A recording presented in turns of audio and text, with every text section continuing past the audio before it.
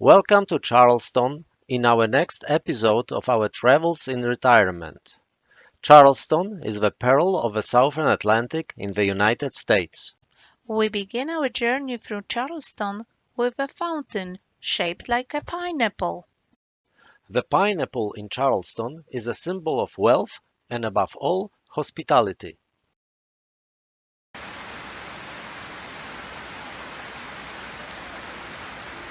Charleston took its name from King Charles II of England. The city was founded in 1670 and quickly became the fifth largest in the colonies. Currently it has 153,000 residents and is the largest city in South Carolina. Charleston is also one of the major ports on the Atlantic coast of the USA.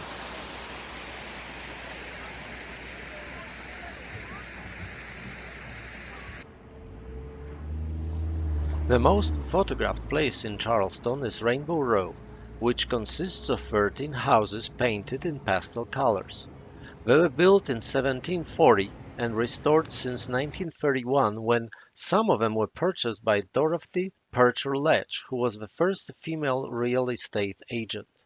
She painted these houses in pastel pink color. Other owners picked up on this idea, and that's how we admire the Rainbow Row of houses.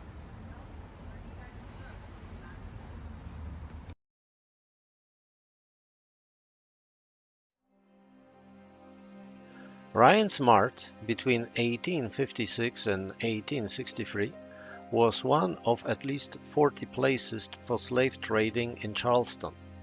Now it is the oldest museum of African American history and the first museum of the history of slavery in the United States. It is located in downtown historic Charleston, and the entrance fee is $8.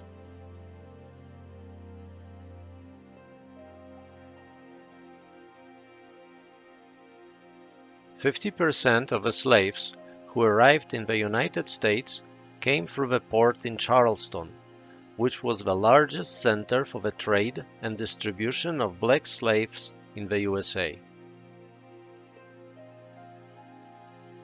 From the 17th to the 19th century, approximately 12 million slaves were brought to the United States.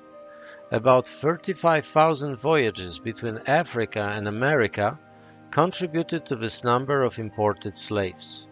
When the United States government banned the importation of slaves in the early 19th century, trading them began among the colonies locally. They could be traded in designated places as well as on the streets. In 1856, the trading of slaves on the streets was prohibited, leading to the opening of the Mart, an auction place for slaves where we stand today.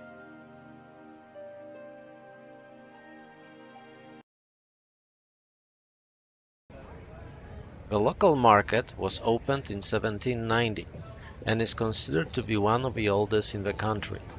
Originally it traded various goods, and since the 1970s there have been stalls with local art and crafts.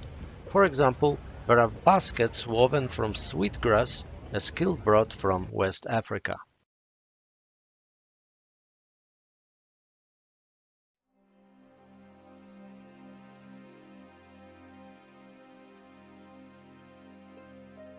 The Powder Magazine is the oldest public building in South Carolina, where ammunition and gunpowder were stored.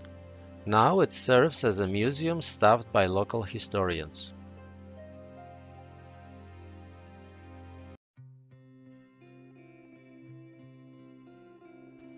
Walking through the French Quarter in Charleston, it's worth stopping by the Dock Street Theater, the oldest theater in the USA, opened in 1736. The premiere of the first opera performed in America under the title Flora took place there. You can also enter the building and see the original interiors.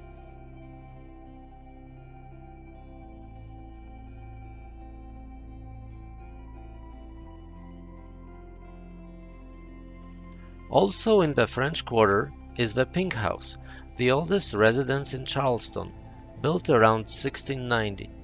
This house has served as a tavern, public house, law office, and art gallery. It has withstood fires, earthquakes, and hurricanes. The combination of a pink facade, tiled roof, and cobblestone street creates a unique atmosphere. A distinctive feature of the city is the iron gates. The person who made them famous was Philip Simmons, a descendant of the slaves who, at the age of 13, became so fascinated with the process of making gates that he devoted his entire life to it, adorning local properties with intricate patterns of metal structures.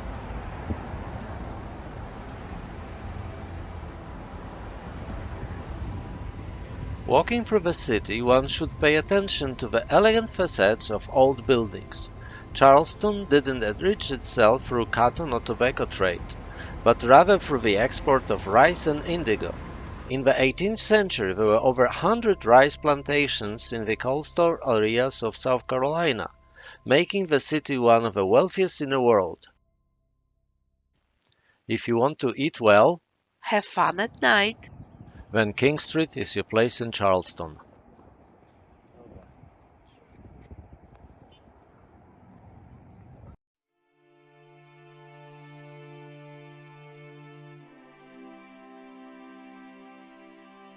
The last place we decided to see in Charleston was the Naval War Museum.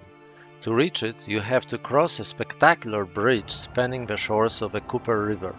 It's worth stopping under it, taking a walk along the promenade to see the cityscape and part of the harbor. The aircraft carrier USS Yorktown is the main attraction of the Naval War Museum in Charleston. The ship has been docked there since 1975, when it was retired from active service.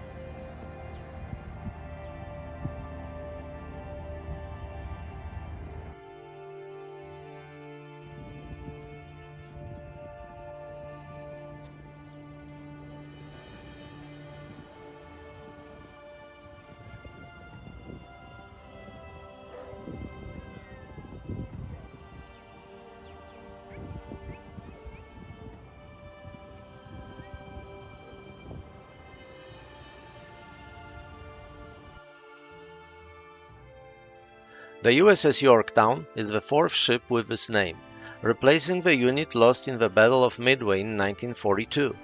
Its construction took 16 months, a remarkable feat for that time. It was commissioned in 1943 and deployed to the Pacific.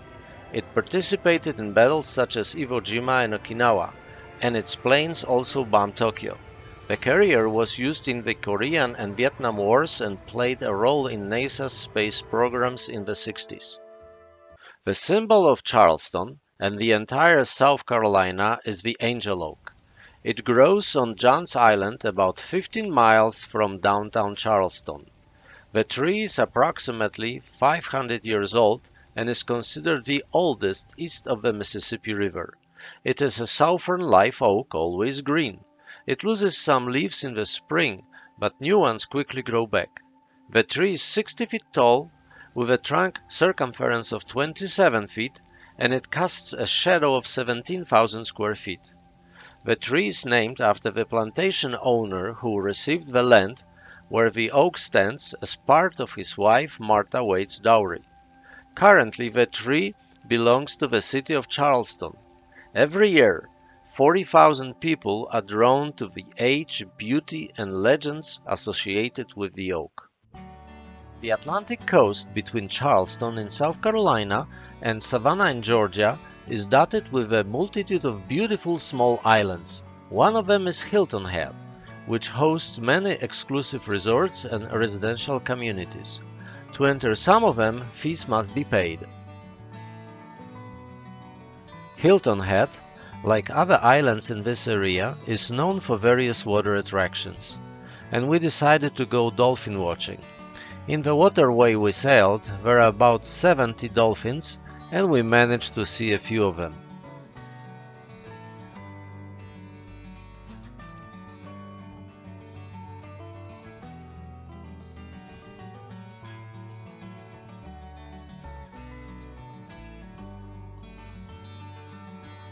we were able to show you only a small fraction of the attractions that Charleston and its surroundings have to offer. We hope we've encouraged you to visit this beautiful area.